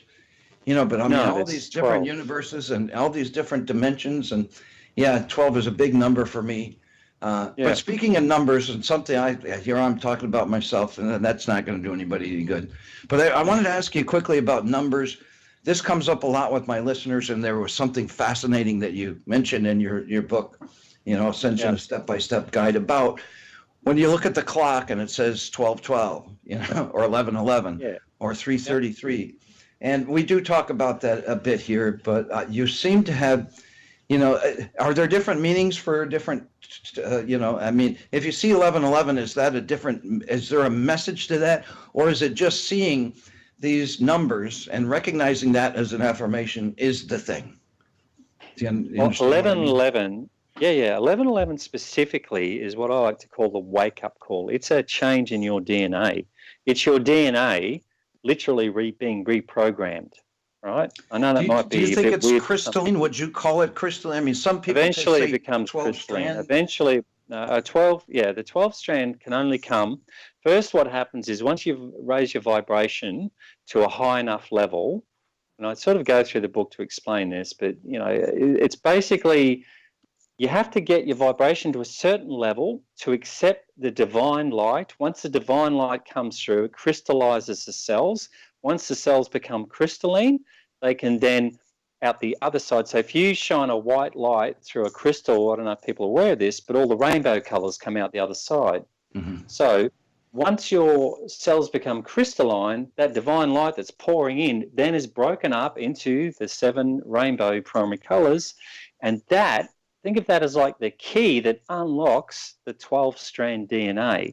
And once you've got 12-strand DNA unlocked, you automatically go into the 5th dimension. Wow. Okay, and I have to ask you about this because I've had some people who referred to crystalline DNA, meaning Christ-like, and some that refer to crystalline DNA as being crystallized, basically. And you're of the latter opinion. Oh, it's sort of. Well, I know where they're getting that. It's sort of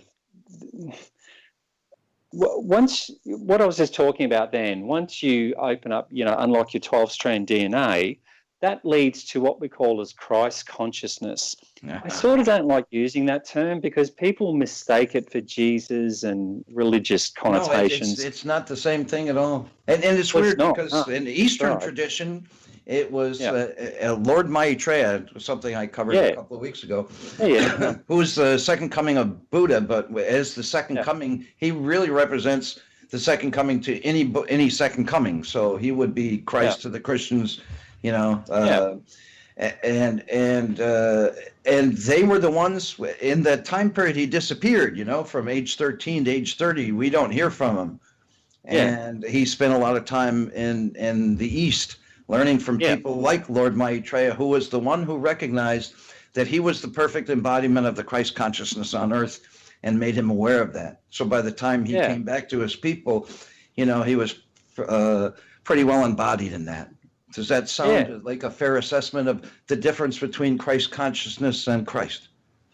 Yes, it is. Yeah, Christ consciousness is a state of being. It's a vibration. It's a resonance. It's a level of consciousness. That's what it is, and that's what you achieve. That's what you come into through this ascension process. Is essentially becoming Christ consciousness. Mm-hmm. That's what it is. Yeah.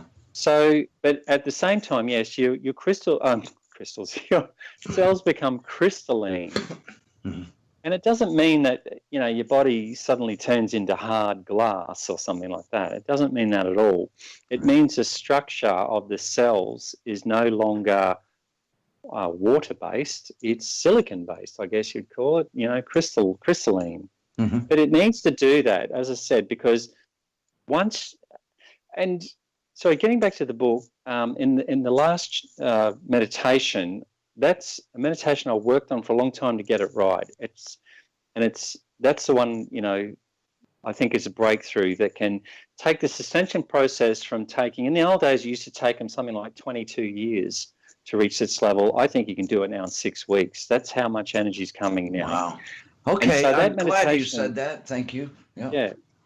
Well, so the meditation I do in the back, the last big one in the back, mm-hmm. that's designed to bring in that divine light I'm talking about. That will create the metamorphosis of crystalline, a light body. I will say, and I'm not going to comment any further than that, but I will say that I have read the book. I know what you're talking about, and that, I'd like to say that alone is worth getting the book, but I mean, every single page has something that you go, oh my God, I'm so glad I got this. I mean, I'm trying not to speak into hyperbolic terms here because I don't want to sound like I'm exaggerating, but it's really that good, and I can't thank you enough for that. But I have some people that, have been working on opening their third eye. They're at least at kind of I don't want to say earlier stages of this, but they're realizing that the things that they are doing toward this goal are starting to pay off, and they're starting to get things like the tingle in the middle of their forehead, the tingle at the top of their head. Mine, my goodness, I can feel it going through all the energy there is. I mean, it's that kind of thing. And a lot of people, including me, and this is kind of a selfish question along with a listenership question, get there's a tingle in their ears, a sound in their ears, and it's not that illness that they talk about, tinnitus or whatever. It's that tone. And my question is, and I get that all the time. I mean, all the time. And it usually coincides with the tingling in the third eye or the tingling in the crown. Yep. Is that tone like a Schumann resonance, or is that tone a vibration, or is it just a coincidence? No, it is. It's a Schumann's resonance. That's a good way to label it, if you want to label it. But it is you tuning into the earth cavity, of the earth, the heartbeat of the earth. That's what it is. When you get that high-pitched sort of, tone. I know exactly what you're talking about because I get it too. Yeah. But that's what it is. And I'm backstepping a couple here, back to, because you said 1111. If you see 1111, that's probably the most common number that people bring up. It is. But I've seen on certain days it's 222 or 333, and I don't know if that's a message for that day or it's just a coincidence that I happen to be looking at the clock at 333. I mean, look, every day I see several of these, Yeah. So, and sometimes I see all of them, like 1515, for example, that's part of that Christ consciousness I was talking about before, and 1212, it's really just a higher octave of 1111.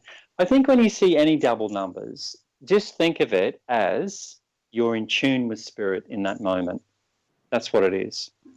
You're in tune with the light. You're in tune with the shift, the ascension process, whatever you want to call it. You're in tune with it. You're resonating at that moment. And I think it's the other side trying to. Well, it is, and it's like, it's literally like the other side are waving to you, saying, "Hey, we're here. We're waiting for you." Yeah, that's the way I see it. Whenever I see 1111, I say hello. Right. Yeah. I got a weird question based on something you said about 45 minutes ago. So bear with me, I'm old, so I have to blurt these things out or I'll forget them. Yeah. But you said, we were talking about, I think, a certain kind of, I think it was early mature souls who are the ones who are always with the abusive boyfriends and always, the abusive father, but they're the selfless ones, and you're counseling them. And my question from way back then, the "you had me at hello" moment, right? That stuck with me. Is do you encourage them to meditate or ascend, or do you because it's a counseling thing? Do you maintain the boundaries of that? Yeah, well, that's what I sort of do. Is people can book Skype. I use Skype or Facebook Messenger, whatever. That's how I do a lot of my counselling nowadays, because I'm getting more and more people from around the world wanting to contact me. But yeah, generally, I try and approach it from a spiritual point of view, why they're experiencing that. I get them to see a different point of view. It's not that they're losers and they just attract these idiots. Right. It's that, and I explain to them, like on a different level, that you've asked for this. You've asked this because you're trying to learn from it. So let's start to learn from it. And then I get them to say, what I'll say to them, what do you think you can learn from this? Where do you think you're failing? I go through a whole set of, processes, I guess. I mean, my background's in psychology, but what I do is I tend to mix in spirituality with psychology. So think of it like that. I'm a spiritual psychologist. There you go. Wow. And I didn't know you were doing count. I've known you a long time, and I didn't realize that, or if it's available to people, like people listening, if they wanted to approach you for something like that. Is it like a general thing? Is it more of a reading, or is it kind of an Ascension program? Oh, everything comes out. It just depends on the person, I tend to find if I try and say it's one thing, I'll end up talking to someone for an hour about something completely different. But in my experience, I'm not blowing my own horn, but look, in my experience, people go away feeling good. You know what I mean?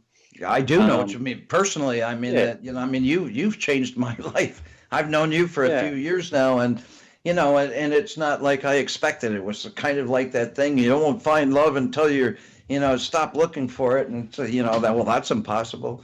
Well, I mean, this kind of hit me over the head. There are things that we talked about in the terms of a radio program, that just stuck with me, for like the rest of my life after that. So you can blow your own horn. I mean, you are that good, but it's just I didn't realize you were. Look, I wanted to ask you about and we've got 10 minutes left to talk here about your Path to Ascension channel, which is I mean, that really did a lot for me. That's on YouTube, and that's been for a long time a massively popular thing, and I wanted to ask you about that. But I still, again, you had me at hello thing, the counseling. Well. But I want to work that in, and the books too. And we've talked about the books a little bit. I wanted to focus on the YouTube channel Path to Ascension for a moment, because that was another life changer for me personally. And if you could talk about that, and then we got to go back to the counseling thing. I can't get my mind around it. Yeah, the YouTube channel came about because I wanted to get the word out, and I just didn't feel like I was reaching enough people. I hadn't written the books at that point. I was always, it was on the back burner. So I thought, well, it's easier to make short videos than to write, a 500-page book sort of thing. So that's where the videos came from. It was me trying to get the information out as quickly as possible. But now I've had time now to write the books, and I've still got 3 more to go before I'm finished. So 3 more to go. Is it part of a Truth Chronicle series, or something about Ascension, or something completely different? Well, the Truth Chronicle series, and really, because what the Truth Chronicle series is all about is everything that happens from the moment you're born, going through history until the moment you die, and what happens in between, life between lives as well. I cover everything, and there's a lot of ground to cover. It's the human story, the true human story, right? Not the fiction that you're fed at schools and things like this. I do a lot of research. I try and be as honest as I can. I've got no agenda, and I base a lot of it on fact that people can look up for themselves. I try to as much as possible, because that's, people always say, oh, where's your proof? Well, I go out of my way to find proof. So that's why it takes me so long to write these books.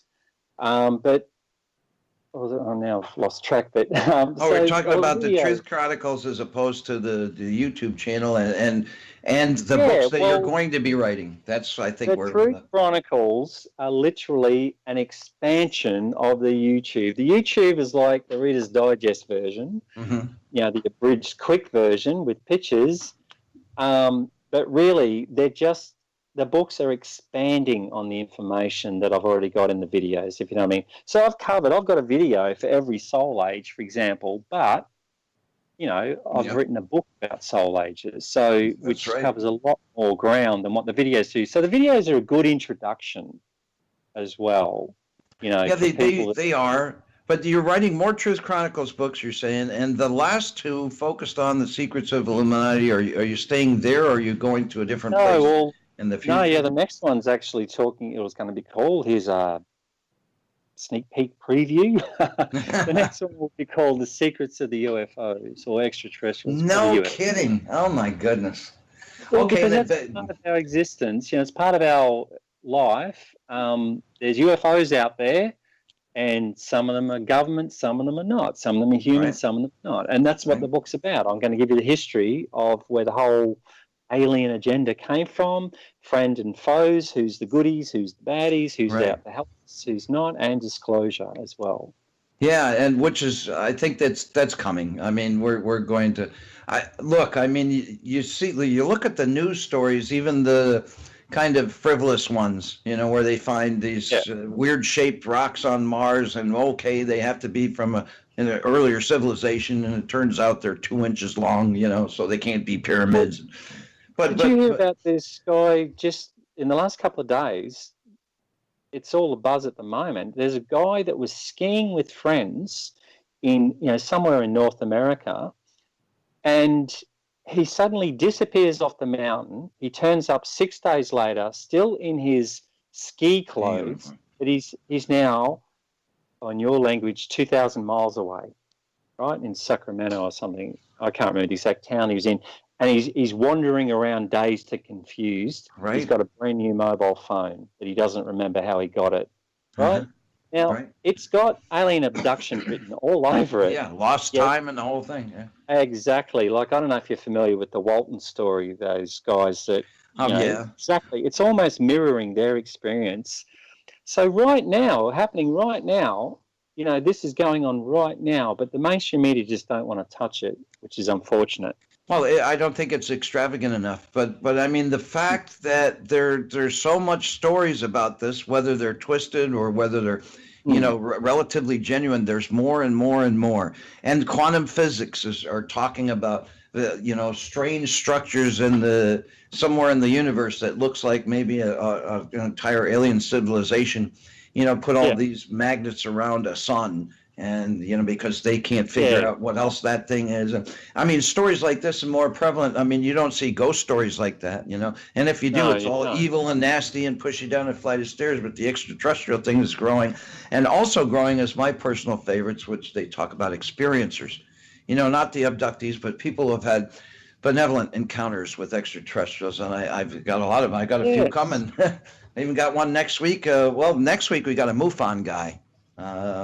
Well, in 2 weeks, I'm actually doing a presentation to a group about 2 hours north of Brisbane in a beautiful coastal town called Caloundra.